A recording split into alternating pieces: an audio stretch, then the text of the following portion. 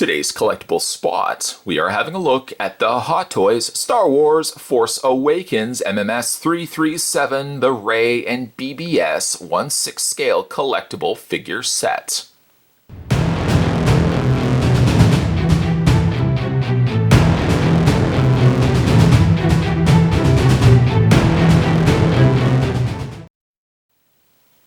A huge thank you to the folks over at Sideshow that provided this sample for this review. Very anxious to have a look at both Rey and BB-8, newcomers to the Star Wars universe featured in the Star Wars Force Awakens, and most likely both of these will also be featured in Episode 8 as well. The back of the box features the Rey and BBS 1/6 scale collectible figure set with a warning choking hazard, small parts not for children under 3 years of age. It's an adult collectible, it's not a toy, and it's recommended for ages 15 and up. Lastly, just before we actually open the box up and get the figure out, if we just remove the front box panel, inside we've got an image of what the figure and BB-8 will look like in hand. With that being said, Spot's going to take a break and get this opened up. When we come back though, we're going to get a better look at the Star Wars Force Awakens MMS 337, the Rey and BB-8 figure set. There's more heading away, guys. Don't go anywhere.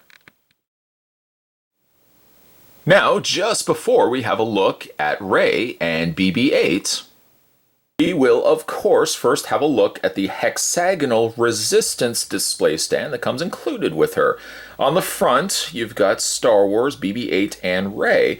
It's actually funny that Rey is not actually at the beginning. Rather, she's actually an additional to BB-8. I thought it would actually have been flipped around the other way. But it is a hexagonal display stand nonetheless, featuring the resistance up at the top there. And of course, you've got the adjustable clip there to which the figure can sit on top of. I'll show you that in a second.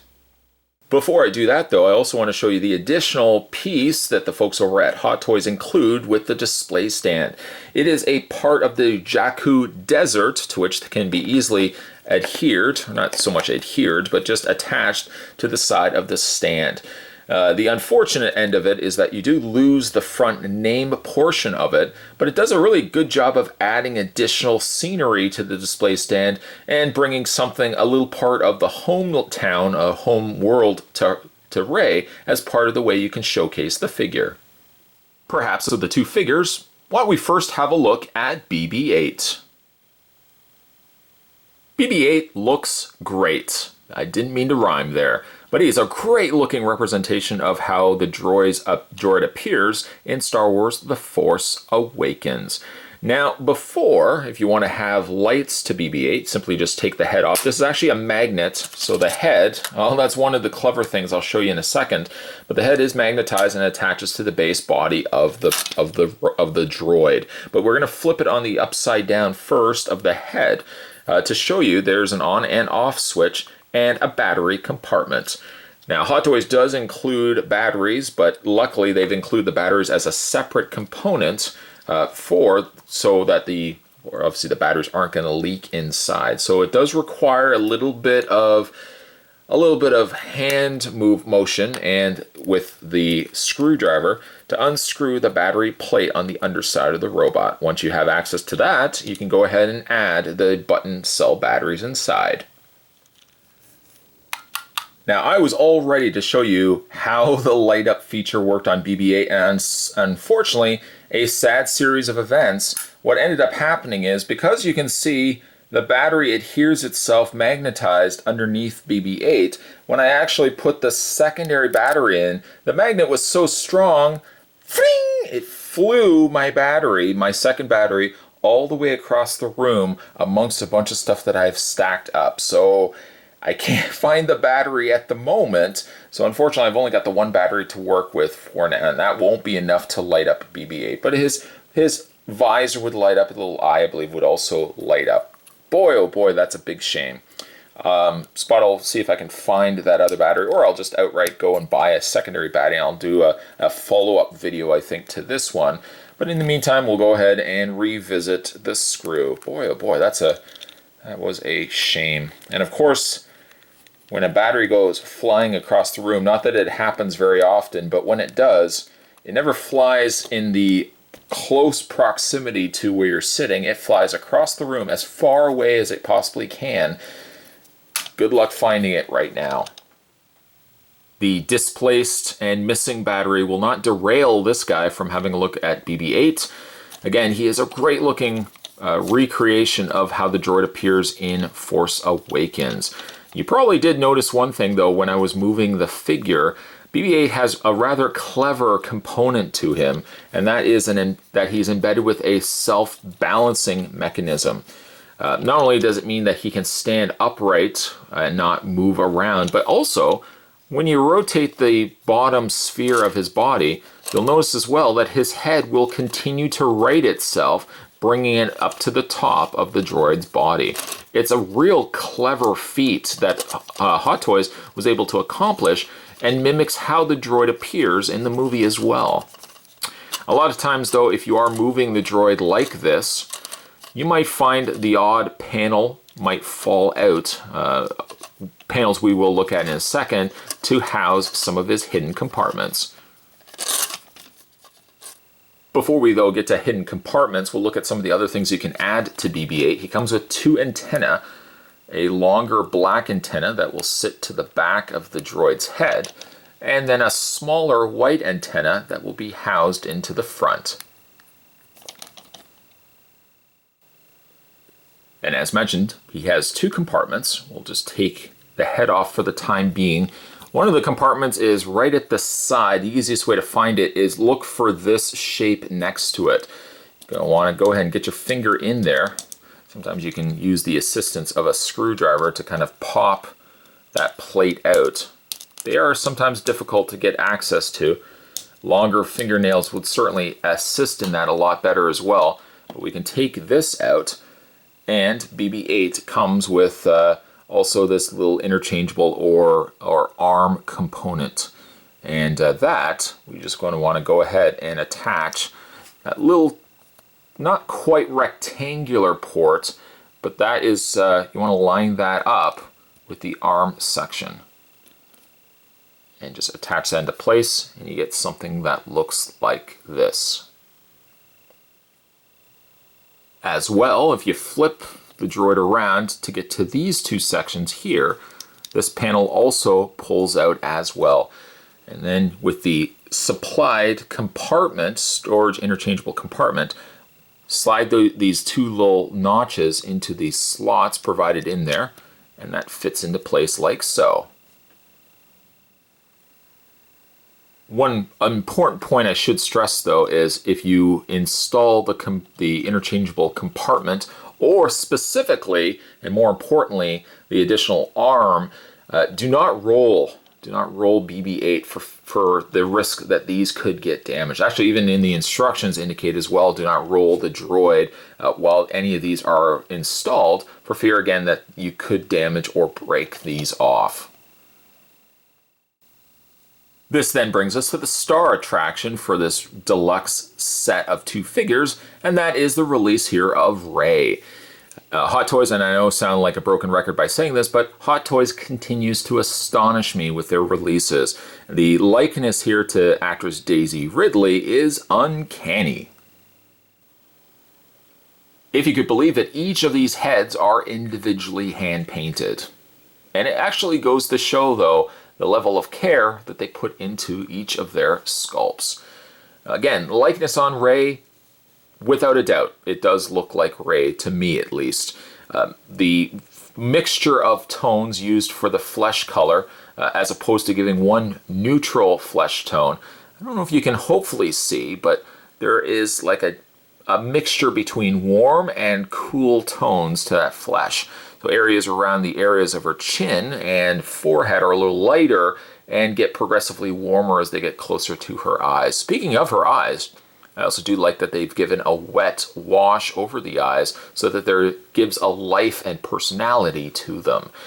One thing you probably would imagine and would guess for yourselves is one thing I would want to stress is be careful of these little strands of hair that are cascading down the side of her face and past her chin. because they are a thinner plastic, I would advise be very careful that these don't break. But the face sculpt, though, uncanny. I think it does look quite a bit like Rey. As for her outfit, it's primarily from the beige category of color. Sure, you get a little bit of the breakup with this green color, almost like a green sage color, green sage spot, making up the short leggings that she wears. But then she's also got this beige wrap dress that wraps around the top and wraps around into these little looplets, loops down at the bottom of her legs. She's also got these beige wraps wrapping around her arms, one of which you will have to remove when you put on her desert outfit, because she's going to use a shoulder pad that's going to be mounted onto the top. It's very neutral in the design of the figure, and really the design of the costume that Rey has in Force Awakens, and very much harks back to perhaps how you could have looked at Luke when he was originally on Tatooine, how he had a very simplistic outfit. I feel almost mirrors that of what Rey ends up wearing here in Force Awakens. If this isn't quite your preferred look for Rey, no fear, the folks over at Hot Toys also include articles of clothing if you want to have her dressed in her scavenger look. She does come with the scavenger hat, for example. She comes with a wraparound belt, and she also comes with a sash portion that can be wrapped around her torso. One of the more difficult pieces to get over onto Rey is the sash, and what you want to do, you have to have the button running to the back of her. Simply just drape it over her head, watching, of course, you be very careful with that side strap of hair, and then you can run. I find if you bend the elbow, get it over her hand, or get it down her elbow, and then run it down the side like that. What look you want to accomplish, though, is that the button is going to be placed, or the main bunch of the sash is going to be placed at the back of Rey's torso. The waist belt is a little easier to work with. Simply just unbutton it, feed it around to the back of the figure, and then when you got both ends together, go ahead and button it, or snap it, I should say, back into place. And then just go ahead and adjust the front. Now, one of the more stressful ends of it, you want to take Rey's head off her neck socket, and then you're going to go ahead and take, and it's actually easier if you just put her head onto a finger. You're going to want to take the top portion of her scavenger outfit, and see how it's got a V on the back there, and it's just a full strip of fabric on the front. The V part of that should be facing the back of her. And when you're doing this, be very careful once again of those two side straps of hair. By putting it also on your finger, you can kind of guide it and control it so that you don't snag it. The moment you kind of feel a little bit of a snag, kind of stop what you're doing and reevaluate where the hair is sitting inside. And again, you just want to keep feeding it through until eventually you get the hair, or the head portion of it, sticking out at the top. Just like that. The desired look, once you manage to get the head through and tuck that bottom section of the fabric in, gives you something that looks like this. It's not bad, but again, the whole time me doing it, I feel like I'm just adding stress to the little side strands of hair, and even though it's not necessarily the look I want to go with, I like that they incorporated it. Just, it's a little bit more frustrating, I think, to get the head all the way through.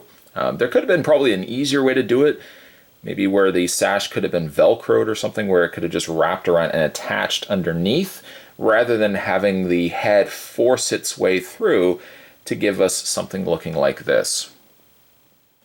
The finishing touches, though, of this look, I ended up bringing the fabric back up over her nose, because then you're going to go ahead and take her goggles and the goggles will fit right over top. The goggles luckily are elastic, so they don't have to fight as hard getting them over her face. And then you can just go ahead and straighten out the fabric from there. And let's put that back on the body. Included for this look as well, Rey gets herself a knapsack, a backpack that she can carry around with her. We'll just bring the arms back on the figure, take the loops, and fit them around. With Rey there is a considerable, at least getting the scavenger look on her, there's a fair bit that has to be added to the existing figure. And you've got the knapsack in place. And actually, you know what? Let's spend some time looking at the knapsack because it comes with all these little extra things here. There's all these little, I'm not sure if I would say cogs, but little things that she carries around with her, maybe some water or something like that. And just like little elements here. It does seem like the things can actually be removed out of the backpack, and there is an open area inside the knapsack, the carry pack, where she could carry stuff with her, maybe her smaller blaster, for example. One last finishing touch is the included shoulder pad that comes for the figure. Now, in order to get it on the figure, you have to take the arm and pull it out of its socket, just so that you can get the shoulder pad section here. And this is, once again, elastic. And what you want to do is you want to feed the shoulder pad up onto her shoulder. The hardest part actually is just getting the elastic from it, the elastic out from the shoulder pad, so you can line it up and run it up her arm. Then when you get the shoulder pad in place, line the peg with the socket of the arm and slide it back in, getting underneath the pad, shoulder pad that is, and attach the arm back into place. Truthfully, while I do appreciate that Hot Toys gave us all this extra stuff, I can't really honestly think of any collector that would likely display Rey like this. For having such a beautiful head sculpt, and just by virtue of most of the movie, she's not adorning this outfit. To me, personally speaking, again, I appreciate that Hot Toys would include all this extra clothing to switch her over to the smuggling outfit. Personally speaking, I would never have her wearing all of this. Now, the other things that will come, though, included with Rey, she gets her trademark staff. Now, this is what we're talking about. This is probably how I'm going to be displaying Rey. Again, I do appreciate all the sash and everything else that she came included with, but truthfully speaking, this is how I would prefer to be displaying Rey. Now, she does have a little strap on the side of the staff, so you can either have her holding it, or what you can also do as well, as she had this in several different scenes of the movie, you can drape the staff around her. There we go. And you can display her with the staff wrapped around her torso. Other things that come included with Rey as well, she comes with her singular blaster, which is very nicely painted in a silver, with a blue cap to the tip and a black handle.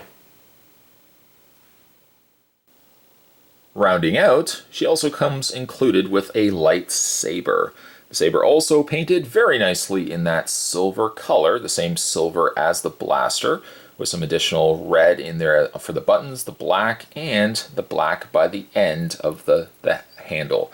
The lightsaber does not light up like Kylo Ren's, however, it's a nice accent piece if you should wish to display Rey wielding this instead. She also manages to get herself a fair number of interchangeable hands. Now, these are the hands that would have been added to her for her scavenger outfit. I just simply left them off by the series of different pointing fingers and gestured hands.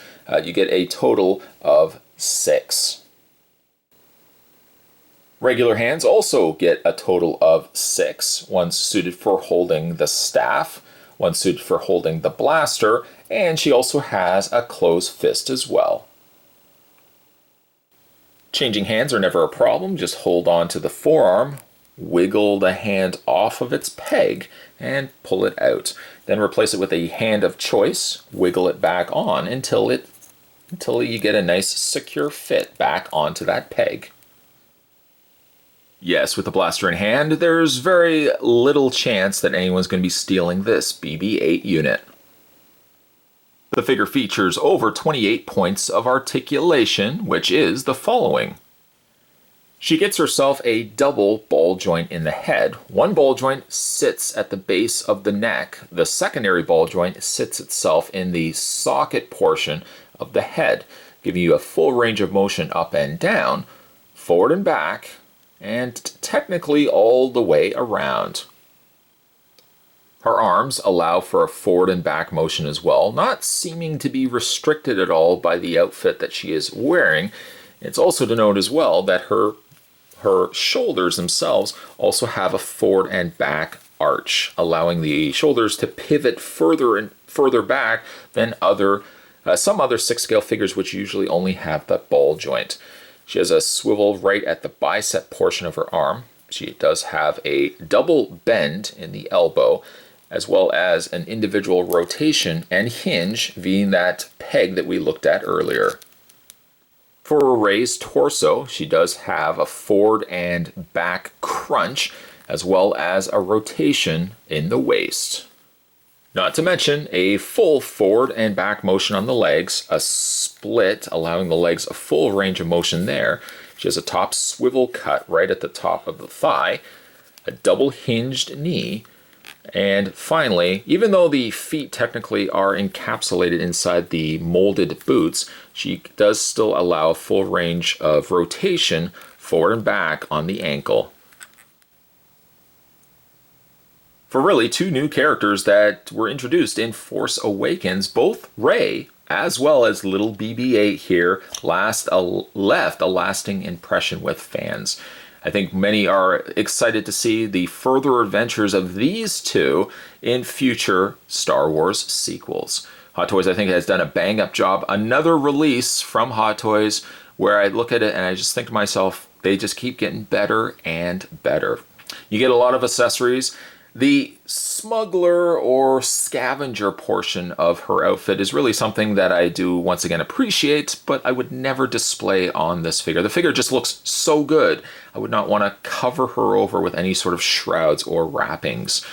Still a great looking figure. If you guys are interested in picking this up for yourself, Spot will put the link down below to Sideshow Collectibles, where you can pick up Rey as well as her little comrade in adventures, BB-8. Today's collectible spot, we were having a look at the Hot Toys Star Wars The Force Awakens. This was the Rey and BB-8 deluxe set. Stay tuned, guys. Spot's going to have more collectible spots heading your way. As always, thanks for watching. I'll see you next time.